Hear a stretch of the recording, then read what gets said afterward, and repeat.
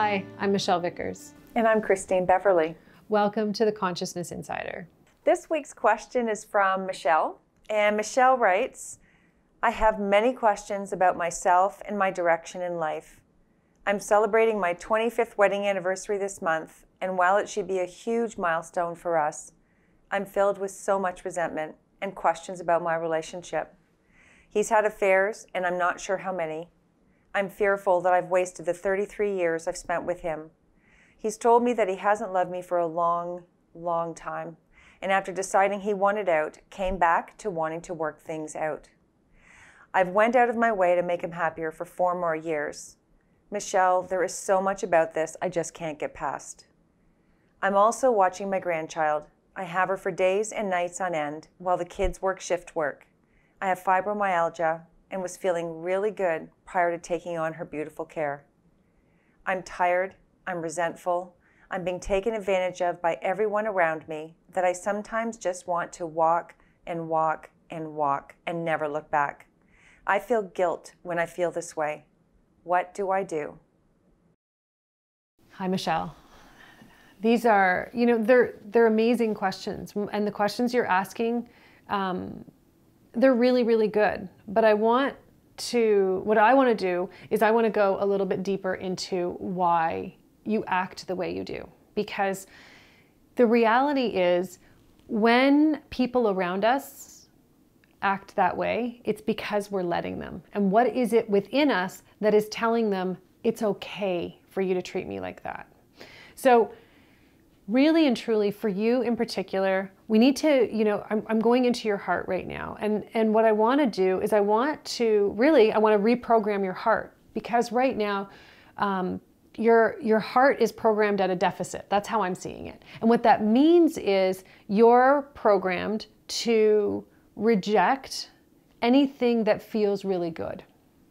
And most of that came from your childhood. You had a really interesting dynamic with your parents and how they made you feel about yourself.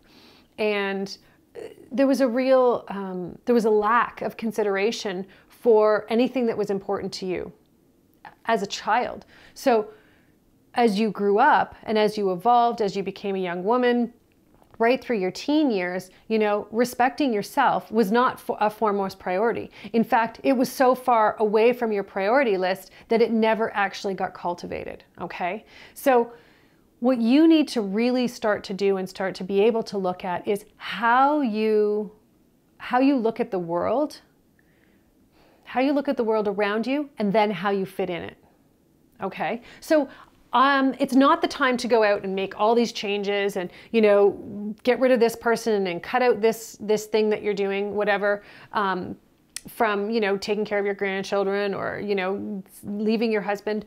It's more about, let's take some time first to discover what actually makes you happy. Because quite frankly, you have no idea what makes you happy.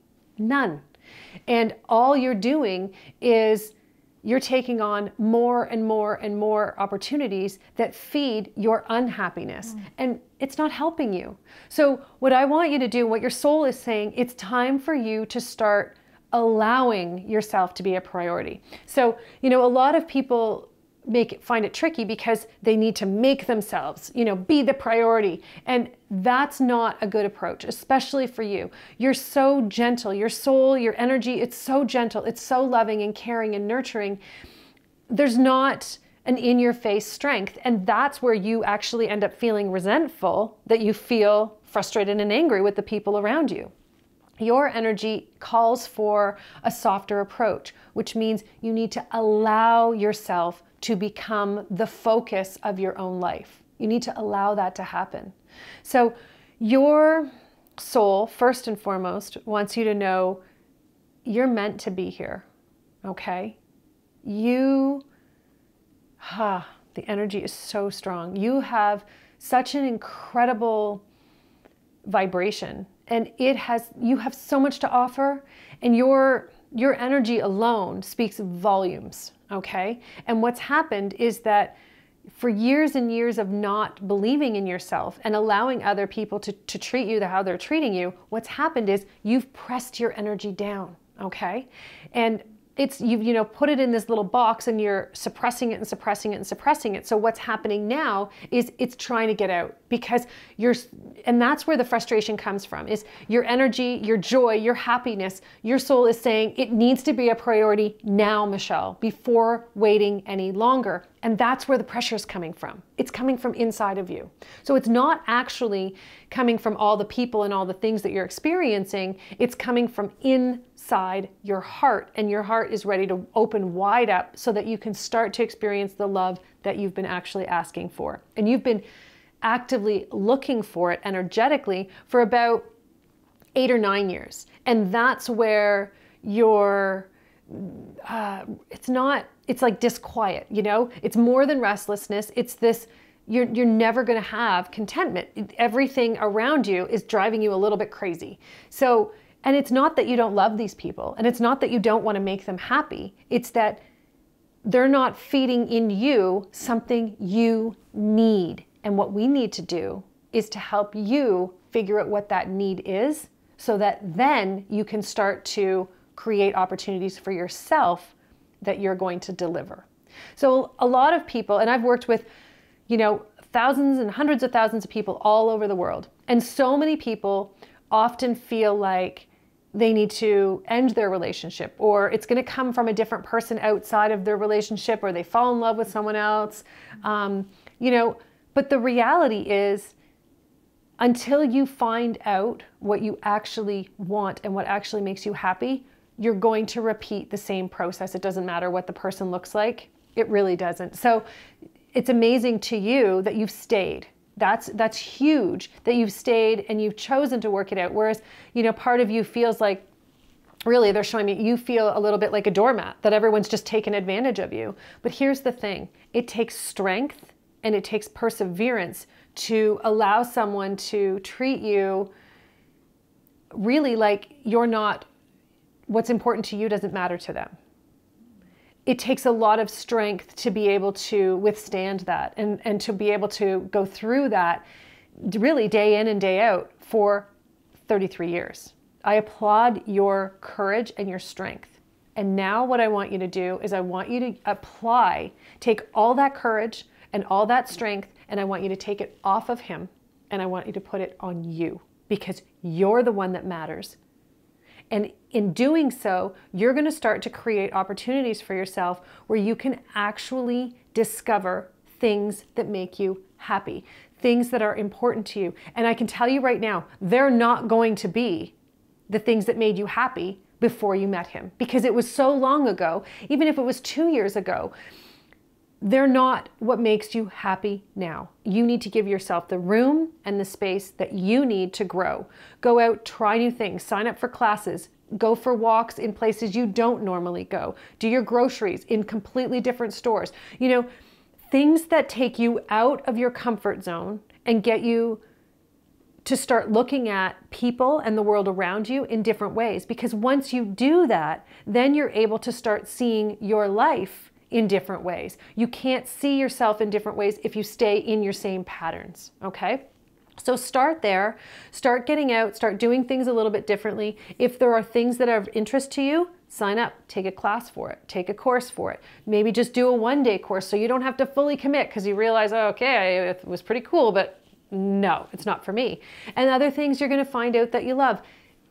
And they're showing me so specifically, do them even if you think it's crazy. Do it anyways, because the part that's crazy is the part where you're ignoring this calling. That's the part that is driving you crazy, and that's the part that's creating all that pressure, okay? So the best absolute thing that you can do for yourself today and every day going forward is allow yourself to start to discover what makes you happy, and then the other pieces will fall into place. Don't worry about anybody else right now.